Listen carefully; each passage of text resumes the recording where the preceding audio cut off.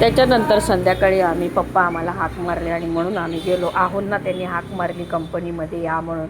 त्यामुळे आहो कंपनीमध्ये गेले आणि मग मी बीच त्यांच्या पाठीमागे कंपनीमध्ये गेली. ही बघा, ही माझ्या वडिलांची कंपनी आहे.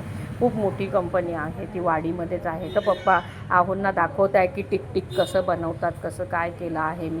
तसे सगळे डिझाईन आहोंना दाखवत होते. आहोंचं सगळं डोक्यावरून जात होतं, पण आहो जरा बघत होते कारण का पप्पा म्हणत होते की बघ मी कसं बनवलेलं आहे. ते सगळी माहिती देत होते. ते असे हे सगळे पॉवर प्रेस सगळं आहे आणि आहोंना ते सगळे दाखवत होते की बघ हे असं केल्यावरती असं ऑटोमॅटिक कसं पडतं. म्हणजे पहिल्यांदाच पप्पांनी असं तयार केलेलं आहे.